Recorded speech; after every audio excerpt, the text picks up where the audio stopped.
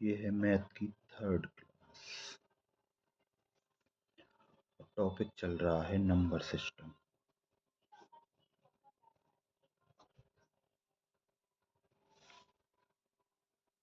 Topic अभी number system ही चल रहा है और कल हम लोगों ने जोड़ के नियम पढ़े थे आखिरी वीडियो में। इसमें हम लोग पढ़ने वाले हैं गुणा संबंधी नियम। जैसे तो पहली ट्रिक है यहाँ पर,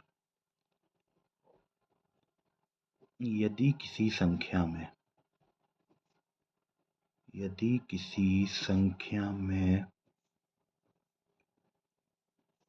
9 के रिपीटिंग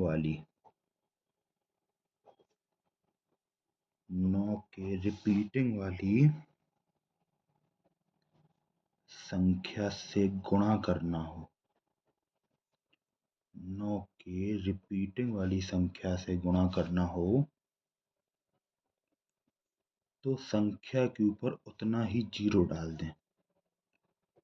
तो संख्या के ऊपर उतने ही जीरो डाल दें जितने 9 हैं व 1 घटा दें और उसमें से एक बार उस संख्या को घटा दें। जैसे प्रश्न में आपको दिया रहे 4 5 6 7 8 9 4 into 999, तो हम क्या करेंगे 4 5 6 7 8 9 4, 3 बार 9 है तो 3 बार 0, और इसी संख्या को हम इसमें से माइनस कर देंगे।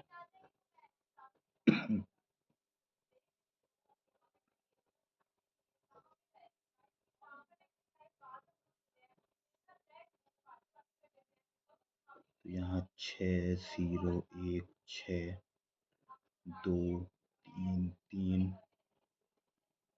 6 5 4, ये हमारा उत्तर हो जाएगा।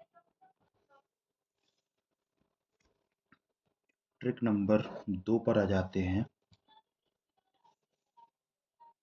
यदि किसी संख्या को 25 से गुणा करना हो, किससे 25 से गुणा करना हो, तो उसके आगे 2 जीरो लगाकर, क्या उसके आगे 2 जीरो लगाकर और 4 से भाग कर देंगे और आपको उत्तर मिल जाएगा। जैसे आपका प्रश्न है 4 4 6 8 5 9 into 25, तो गुणा करने की जगह पे हम क्या करेंगे, जल्दी करने के लिए 4 4 6 8 5 9, 2 जीरो लगा के और इसको 4 से डिवाइड करेंगे तो हमको उत्तर जल्दी मिल जाएगा। 25 का मल्टीप्लाई करना थोड़ा सा कठिन हो सकता है बजाय उसके 4 से डिवाइड करने के। तो ये है ट्रिक नंबर दूसरी आपकी। ट्रिक नंबर 3 की बात करते हैं। यदि किसी संख्या को 125 से गुणा करना हो, अभी 25 से किया था, अब है यदि किसी संख्या को 125 से गुणा करना हो तो 3 जीरो लगाकर 8 से भाग कर देंगे। मान लीजिए आपकी संख्या है 4 9 6 5 4 7, इसको मल्टीप्लाई करना है 125 से, तो हम ये संख्या लिखेंगे और उसमें 3 जीरो जोड़ के 8 से इसको डिवाइड कर देंगे, तो आपको बहुत ही कम समय में आपके प्रश्न का उत्तर मिल जाएगा।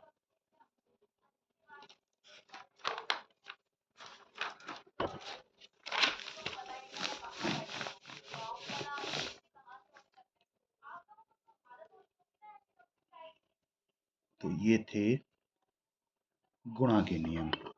इसी वीडियो में हम देखेंगे कुछ भाग की शॉर्ट ट्रिक जो लगाई जा सकती हैं और जिनकी मदद से आप जल्दी से प्रश्नों को सॉल्व कर सकते हैं।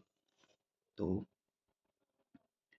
यदि किसी संख्या को 5 से भाग देना हो तो 2 से गुणा करके 10 से भाग दे दे, ये सरल पड़ेगा। क्या है? यदि किसी संख्या को 5 से भाग देना है तो उसकी जगह पे क्या करें, गुणे 2 करें और 10 से भाग दे दें। मान लीजिए आपकी संख्या है 6543275 डिवाइडेड बाई 5। तो इस संख्या को 2 से गुणा करें। जिनको डिवाइड करने में प्रॉब्लम होती है तो 2 से गुणा करेंगे तो ये हो जाएगा 13086 550 अपॉन 10 से भाग दें, ये कट गया और ये आपका आंसर आ गया। तो असल में आपका आंसर 2 से गुणा करने पर ही आ चुका था। अगली ट्रिक है, यदि किसी संख्या को 25 से भाग देना हो, 25 से, तो क्या करना है, उसको 4 से गुणा करना है और 100 से भाग कर देना है। 4 से गुणा करना है और 100 से भाग कर देना है। तो मान लीजिए आपकी संख्या है 45,675। इसको आप 4 से गुणा करेंगे तो आपको मिल जाएगा 1,82,700 और 100 से डिवाइड करने पर ये 2 जीरो कट जाएंगे तो आपका उत्तर ये आ चुका है। तो अगर इस संख्या को आप 25 से भाग करते तो आपका उत्तर इतना ही आया होता। नेक्स्ट ट्रिक जो है, यदि किसी संख्या को 125 से भाग देना है तो उसको 8 से गुणा करके 1000 से डिवाइड कर दे। संख्या है 44425250। क्या करना है, 8 से गुणा करना है। 8 से गुणा करेंगे तो ये हो जाएगी 3554 और 1000 से भाग देना है तो आपका ये उत्तर यहाँ पर मिल चुका है 355402। आपका ये उत्तर पहले ही आ चुका है।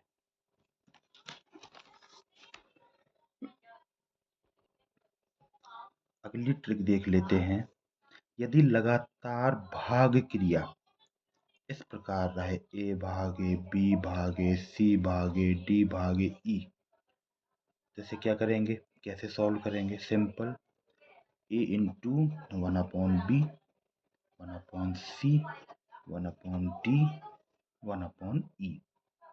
देख लेते हैं। मान लीजिए आपका प्रश्न है 240 divided by 5 divided by 4 divided by 3 divided by 2 क्या हो। तो 240 लिखा इंटू 1/5 1/4 1/3 1/2।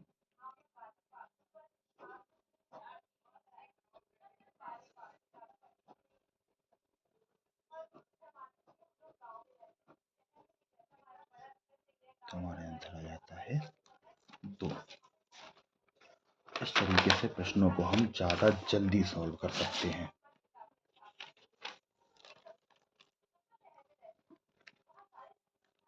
अगली ट्रिक है, यदि इस तरीके से दी गई हो संख्याएं a/b c/d divided e/f divided g/h, तब क्या करेंगे, इसको तो यही लिखा रहने देंगे, इन सबको पलटा के लिख देंगे। ये नॉर्मल कैलकुलेशन ही कर रहे हैं, कुछ इसमें रॉकेट साइंस नहीं है।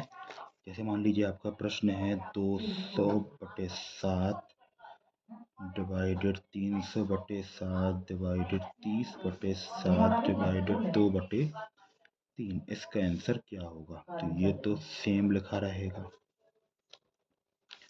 इन सबको हम पलटा के लिख देंगे।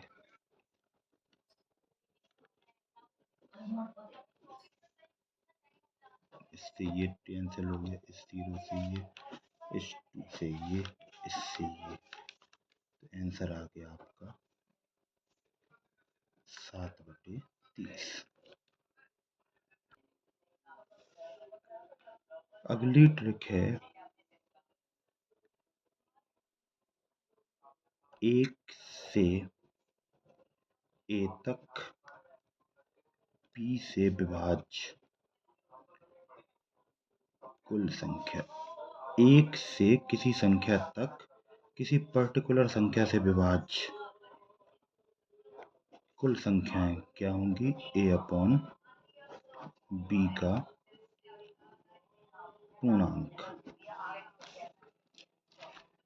ए से इसका प्रश्न देखेंगे तो आपको समझ आएगा। प्रश्न है 1 से 65 तक 4 से विभाज्य। 1 से 65 तक 4 से विभाज्य कुल संख्याएं कितनी है? 1 से 65 तक 4 से विभाज्य कुल संख्याएं कितनी हैं? तो हम सीधे 65 से 4 का डिवाइड कर देंगे तो इसका पूर्णांक होगा। इसको डिवाइड करेंगे तो उत्तर मिश्र भिन्न में आएगा, जो कि होगा 16 सही 1/4। तो इससे हमें लेना देना नहीं है, ये हमारा प्रश्न है। तो कुल पूर्णांक कितना है? 16। तो 1 से 65 तक 4 से विभाज्य होने वाली संख्याएं 16 हैं।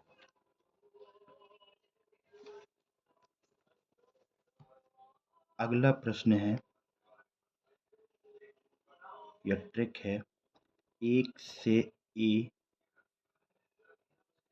तक b व c दोनों से विभाज्य होने वाली संख्याएं। क्या? 1 से a तक b व c दोनों से विभाज्य होने वाली संख्याएं। तो इसका सूत्र होगा a/b और c का लघुत्तम समावर्तक। प्रश्न से समझेंगे।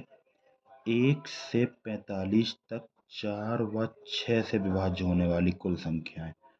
45 तो ऊपर रहेगा, अब नीचे 4 और 6 का एलसीएम। तो 4 और 6 का एलसीएम होता है 12। इसको सॉल्व करेंगे तो उत्तर आएगा 3 सही 9/12। तो इसका पूर्णांक क्या है? 3। तो हमारा उत्तर भी कितना होगा? 3 होगा।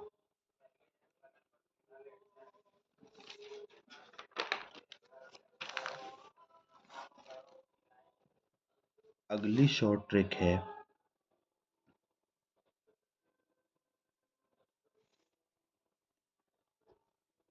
1 से a तक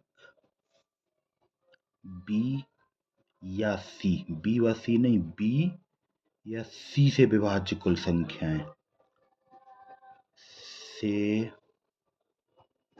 विभाज्य कुल संख्याएं। तो इसका सूत्र है a/b का पूर्णांक प्लस a/c का पूर्णांक माइनस a/b और c का एलसीएम, इनका भी पूर्णांक। तो एक प्रश्न ले लेते हैं। 1 से 111 तक 4 या 5 से विभाज्य होने वाली कुल संख्या। पहला तो सीधा हो जाएगा 111/4 प्लस 111/5 माइनस 111/4 और 5 का एलसीएम, जो कि होता है 20। तो यहाँ पे आ जाएगा 20। इसको सॉल्व करेंगे तो आएगा 27 सही 3/4। ये आएगा 22 सही 1/5 माइनस ये आएगा 5 सही 11/20। इन सब के हम पूर्णांक ही लेंगे तो 27 प्लस 22 माइनस 5।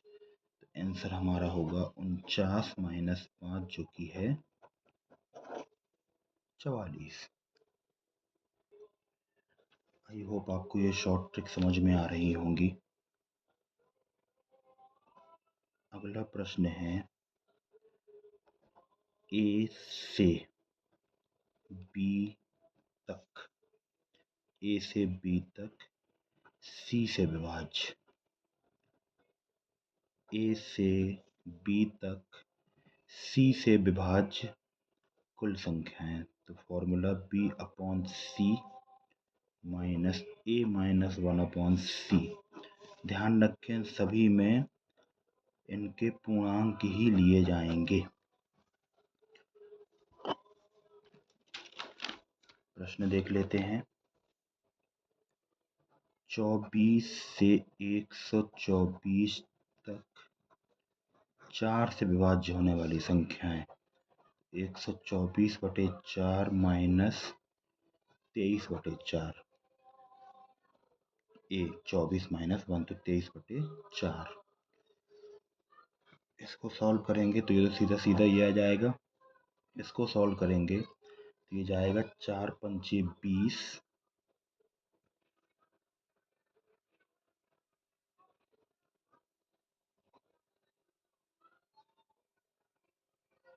नहीं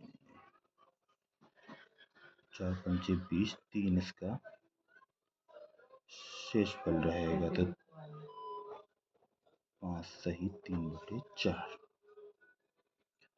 इसमें आ जाएगा यहाँ पर 5 जो कि होगा 26 हमारा आंसर होगा।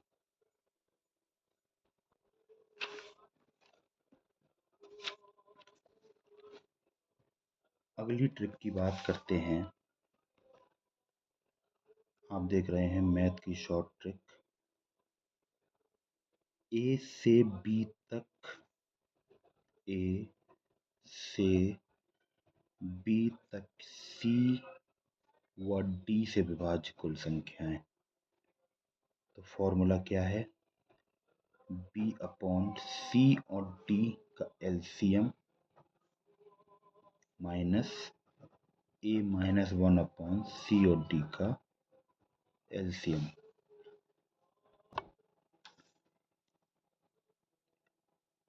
प्रश्न देख लेते हैं।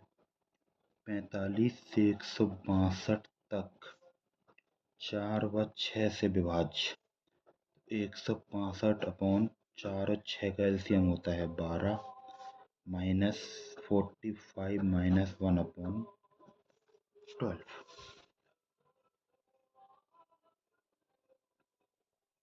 इसको हम सॉल्व करेंगे। ये 162 अपॉन 12 माइनस 44 अपॉन 12,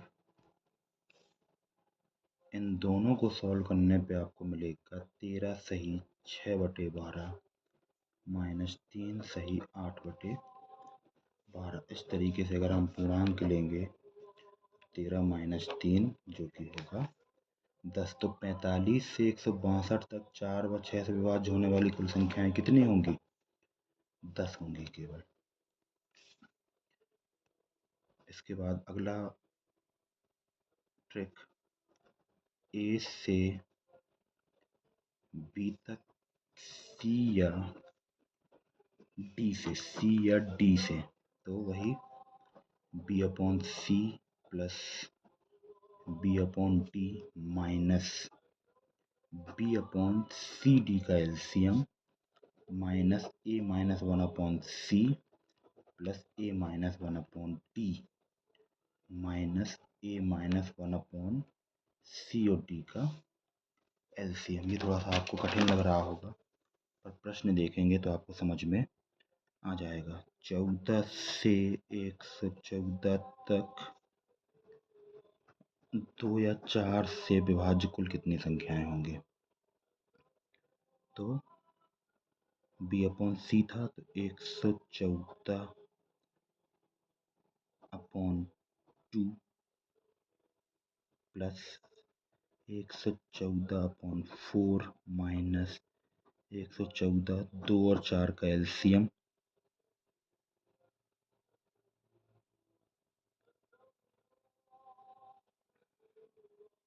2 ही होगा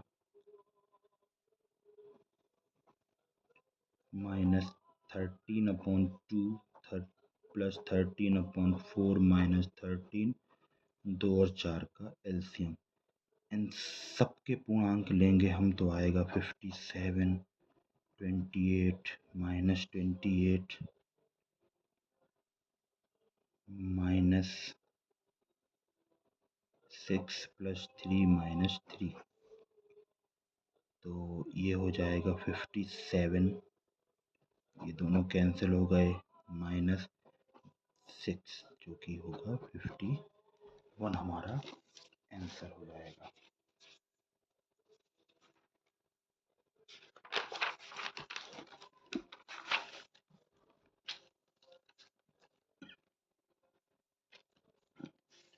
इसके बाद अगली संख्या आती है n अंकों की कुल संख्याएं। n अंकों की कुल संख्या n पर n-1 0। क्या मतलब है? 5 अंकों की कुल कितनी संख्या हैं? 5 अंकों की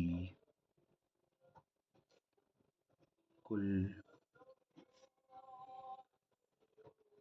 कितनी संख्या हैं? तो 5 अंकों की कुल कितनी संख्या है? 5 अंकों की कुल संख्या 9 और ये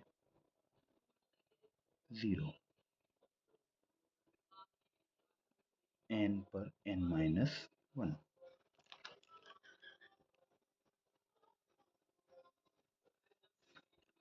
अगली ट्रिक है n अंकों की बड़ी संख्या।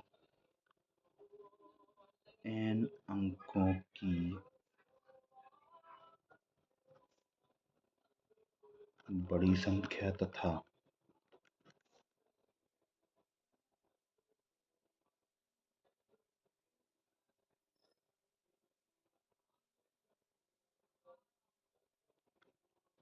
n+1 अंकों की छोटी संख्या के बीच का अंतर हमेशा 1 होता है। n अंकों की बड़ी संख्या और n+1 अंकों की छोटी संख्या।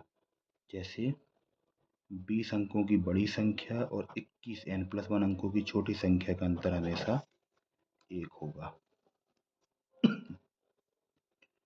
इनका अंतर हमेशा ही 1 होगा। अगली ट्रिक है 10⁻n-1 में n विषम हो तो संख्या 9 से विभाज्य होती है। संख्या 9 से विभाज्य होती है। 10⁻n-1 में n विषम हो तो संख्या 9 से विभाज्य होती है।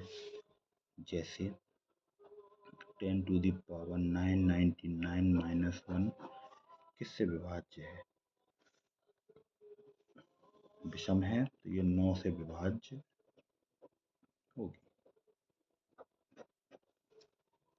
प्रश्न देखकर ही आप इसके उत्तर दे सकते हैं। 10⁻n-1 में n अगर सम हो तो, अभी तो विषम का देखा, अब अगर n सम हो तो यह संख्या 99 से विभाज्य होती है। तो वह संख्या 99 से विभाज्य होती है। जैसे 10⁻54-1 तो इसका उत्तर जो भी होगा वो 99 से विभाज्य जरूर होगा।